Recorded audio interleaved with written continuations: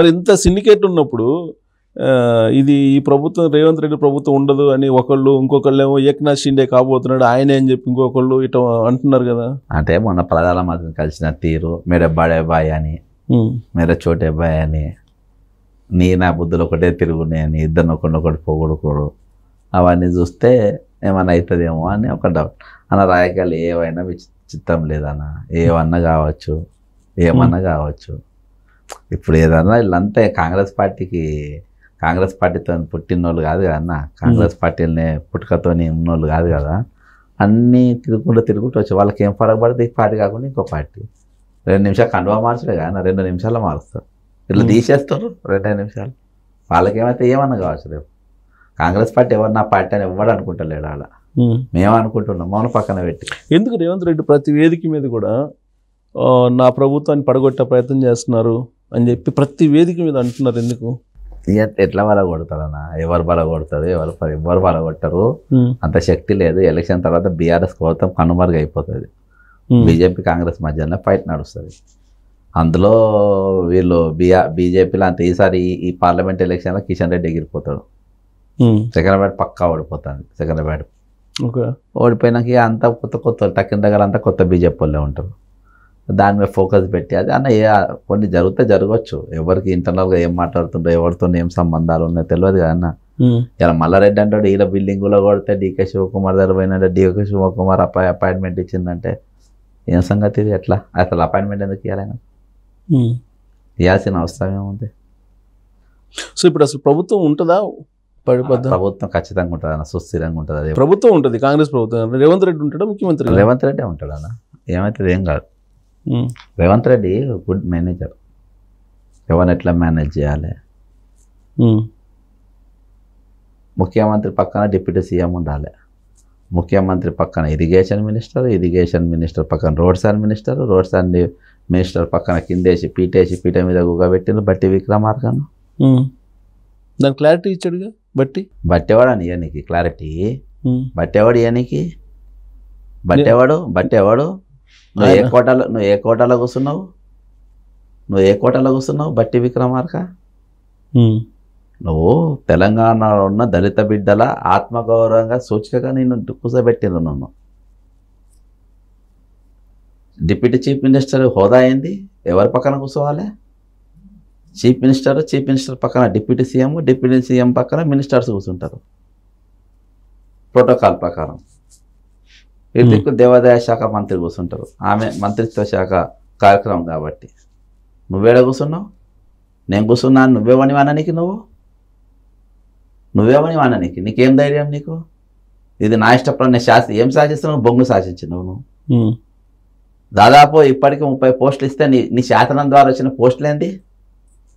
ఎవడో శ్రీనివాసరెడ్డి అన్నని తీసుకొచ్చి ప్రెస్ అకాడమీ చైర్మన్ చేసినావు. జగదీశ్వర్ రెడ్డి బామ్మాడిదో తీసుకొచ్చి ఆయన కూర్చోబెట్టిండ్రు. ఇవాళన్నిటి ఒకటే సామాజిక వర్గాన్ని పోస్టులు పోయినాయి. నువ్వు ఎంతమందికి ఇప్పించుకున్నావు? నువ్వు ఉప ముఖ్యమంత్రి ఉంది, నువ్వు ఎంతమంది నౌకర్లు ఇప్పించినావు? నువ్వు నా ఇష్ట ప్రకారమే కూర్చున్నా అంటావా? నీ ఇష్ట ప్రకారం కూర్చోనికి లేదు ప్రోటోకాల్. ఇది నీ ఇష్ట ప్రకారం ఉండేది. ప్రోటోకాల్ అనేది ఒక లెక్క ఉంటుంది. దానికి ఒక డిపార్ట్మెంట్ పనిలేక పెట్టలే. ముఖ్యమంత్రి గారు, డిప్యూటీ చీఫ్ మినిస్టర్ గారు, మంత్రులు మీరు ఎట్లయినా ఉండొచ్చు, మీకు ఏమి నియమ నిబంధనలు ఉండే అంటే లేవు. ద్రౌపది ముర్ము గారు అన్నారు నేను కావాలనే రాష్ట్రపతి కొత్త పార్లమెంట్ ఓపెనింగ్ కావాలనే పోలేదు ఆమె అన్నది. కానీ నడవదు, అది ప్రోటోకాల్ ఒప్పుకోదు. ఆమె ఓపెన్ చేయాల్సిందే. అదెంత తప్పో ఇదంత తప్పే. కానీ ఆయన ఏమంటాడంటే నేను పాదయాత్ర చేసేటప్పుడు మొక్కున్నాను, కావాలని నేను కింద కూర్చున్నాను అని చెప్తున్నాను. అది ముందే చెప్పాలి కదా మరి. నువ్వు ముందెందుకు చెప్పలే? అది ముందు ప్రోటోకాల్ ప్రోగ్రాంలు ఎందుకు పెట్టలే? అది అవి నడవదు కదా, అవి ఎవరు కనబడే కదా. దీనివల్ల ఎంత ఇప్పుడు ఆ కమ్యూనిటీకి తల తీసేసినట్టు కాలే. ఆల్రెడీ ఒక దిక్కు అవమాన భారం మోస్తూనే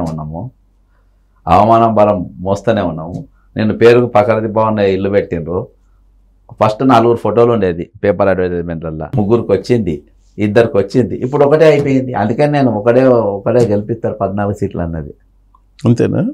పడం కూడా ఒకడే ఒంటరిగా అని పెట్టుకుంటాడు కదా అన్న, అని ఒక్కడనే గెలిపిస్తా అని. కామారెడ్డిలో కూడా ఒకటే గెలిచి వచ్చింది కదా. అంటే ఇప్పుడు అడ్వర్టైజ్మెంట్ ఇదో టెండర్ కూడా కంప్లైంట్ చేసినట్టున్నారు. ఏంటది? ఇవి పోయిన గవర్నమెంట్లో మున్సిపల్ మంత్రి ఉన్నప్పుడు కల్వకుంట్ల తారక రామారావు 2 కంపెనీలకు ఇచ్చాను టోటల్ అడ్వర్టైజ్మెంట్లు. ఒకటి ప్రకాష్, ఇంకోటి లీడ్ స్పేస్. ఆ ఇద్దరు కూడా ఏం చేసిందంటే 25%కు టెండర్ తీసుకుని తక్కినటికి టెండర్లు ఏం లేదు. 1000 బోర్డులు ఉంటే 250 బోర్డులకు టెండర్ అన్న, తక్కినటికి పైసలు కట్టారు. ఆ 770 ఇల్లీగల్గా పైసలు ఆన్ జేబులకే పోయినాయి. 250 అంటే ఈ 25% డబ్బులు కూడా కట్టలేదు, ఇవాళ రూపాయి కట్టలేదు.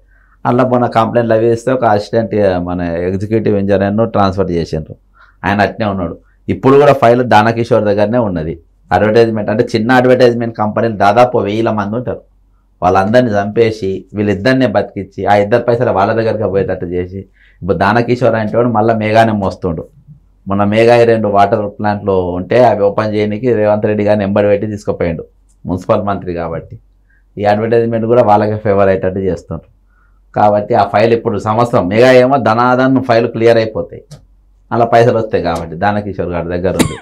ఈ అడ్వర్టైజ్మెంట్ వాళ్ళు రెగ్యులర్గా పోతారు ఆయన దగ్గరికి, మాది ఏమన్నా చేయండి, మాకు లాభం అయ్యేటట్టు చేయండి, మా బతుకుదేరు చూడండి అంటే అలా ఫైల్ ముట్టుకుంటలేడు దుర్మార్గుడు దానకిషోర్ అంటాడు. ముఖ్యమంత్రి దగ్గర మున్సిపల్ శాఖ దగ్గర పెట్టుకుండు. దాని మీద లోకాయుక్తాల కేసు వేసిన. వీళ్ళకు లాభం గవర్నమెంట్కు నష్టమయ్యేటట్టు ఎవడెవడు చేసిండు, ఈ 2 కంపెనీలకి లాభం అయ్యేటట్టు ఎవడెవడు చేసిండు, ఇలా రెవెన్యూ రాకుంటే ఎవడు చేసిండు, వాటి అన్నిటిపైన చర్యలు తీసుకోవాలని చెప్పేసి ఉదయం లోకాయుక్తాల కేసు వేసి వచ్చిన. మొత్తం దాని రంగాన్ని అంటే ఇలా నాకు మున్సిపల్ మంత్రిగా మీ ప్రభుత్వం మీదనే మీ ప్రభుత్వం మీద మీరే కేసు చేస్తున్నారా? ప్రభుత్వం ఏముందన్న, అదిగో ప్రజల తరపున ఇప్పుడు బతుకుదేరు కోసం ఒక్కళ్ళు వచ్చినామన్నా ఇన్నటోడు ఉంటే ముఖ్యమంత్రి అమ్మ కలవనికి లేదు. అర్థమైందా? ఆయన చాలా పెద్ద మనిషి. చెప్పారు కదా గవర్నమెంట్ ప్రజా పాలన ప్రజా ప్రభుత్వం ఇది ఇప్పుడు ఎవరైనా రావచ్చు అని చెప్పారు. అవునా? ఇప్పుడు యూట్యూబ్లలో టైటిల్ ఒకటి ఉంటే లోపల ఓపెన్ చేస్తే ఒకటి ఉంటుంది. ఇదట్నే ఉన్నది, అంతేనా? ఇదట్నే ఉన్నది టైటిల్. ముఖ్యం అలా మీరు సీనియర్ జర్నలిస్టు రాజశేఖర రెడ్డి గారు ముఖ్యమంత్రిగా ఉన్నప్పుడు ప్రజా దర్బారు ఉండేది. ముఖ్యమంత్రి గారు రోజు కలిసేదా లేదా? Early morning. ఆంధ్రప్రదేశ్ అన్న పెద్ద 7 కోట్ల జనాభా, 1000 మందిని ఒక ముఖ్యమంత్రి కలిసి నీకు ఎంతగానో ఏం పని ఉన్నది? ఇంత రాష్ట్రం రోజు కలిస్తే ఏమవుతుంది? ఏం బిజీ ఉన్నది? ఏం బిజీ ఉన్నది? ఎవరిని కలవు? మరి ప్రజాప్రభుత్వం ఎట్లయితుంది అన్న ప్రజాప్రభుత్వం పైన ఉన్నట్టు చిన్న రాష్ట్రాలు ఎట్లయినంటే ప్రజాప్రభుత్వం పేరు పైన నియంత ప్రభుత్వాలు ఇవి. ఎప్పుడైనా ఏ రోజైనా ఏ క్షణమైనా అర్ధరాత్రి అయినా అని చెప్పారు కదా. కార్యకర్తలు కళ్ళల్లో పెట్టుకొని చూస్తా అంటారు, కళ్ళల్లో పెట్టుకొని చూస్తుండ్రు అన్న. కార్యకర్తను ఎవరు సీఎం మంత్రులు కలవరన్న, ఒక శ్రీధర్ బాబు తప్ప. శ్రీధర్ బాబు, పొన్నం ప్రభాకర్, ఏళ్ళ మీద కొండ సురేఖ, తక్కిన వాళ్ళని అసలు ఈసరించుకుంటారు కానీ అసలు చూడనట్టే చేస్తారు. ఈ కొత్తగా వచ్చిన మంత్రులు అయితే మేము ఇంట్రడక్షన్ ఇచ్చుకోవాలి. నేను ఎప్పుడు పుట్టినా, ఎప్పుడు కాంగ్రెస్లో జాయిన్ అయినా, మా తాత ముత్తాతలు ఎవరు ఆల్బమ్ తీసుకొని పరిచయం చేసుకోవాలి కొత్త మంత్రుల దగ్గర. తక్కిన వాళ్ళు అంటే సేమ్ కేసీఆర్ పరిపాలన ఎలా ఉందో ఇప్పుడు కూడా చాలా బెటర్. అట్లా లేదు, అంత లేదు కానీ వాడగొట్టడానికి ప్రధాన కారణం అదే అంటారు. ఆయన వ్యవహార శైలి మంత్రుల దగ్గర మాత్రం యాక్సెస్ ఉన్నది. మెజార్టీ మినిస్టర్స్ లేరు కానీ అన్న శ్రీధర్ బాబు దగ్గర బ్రహ్మాండంగా ఉన్నది. కార్యకర్త any time open. Ponnam Prabhakar no problem, Konda Surekha no problem. ముగ్గురు నేను సురేఖ ఎప్పుడు పోలేదు దగ్గరికి. బట్టి ఉత్తమ్ అంటే వాళ్ళ లెవెల్లో వాళ్ళు బట్టి అంటే పెద్ద డిప్యూటీ సీఎం ఆయన పీటేసుకొని కూర్చున్న దగ్గర ఎవరు పోతారా అన్న? పీటేసుకొని కూర్చున్న దగ్గర అంటే అప్పుడు కూడా కేసీఆర్ గవర్నమెంట్ లో కూడా కేసీఆర్ కలవడానికి కష్టం కానీ మినిస్టర్లు కలిసేవాళ్ళు కదా అందరూ. ఆ మినిస్టర్ కూడా కష్టం అంటే పనులు అయిపోయారు కానీ పనులు అయితేనే కదా. ఓకే, పనులు చిన్న చిత్క పనులు అవుతున్నాయి కానీ వారి వర్క్లు అవుతున్నాయి, అంత ఆ లెవెల్లో అవుతున్నాయి.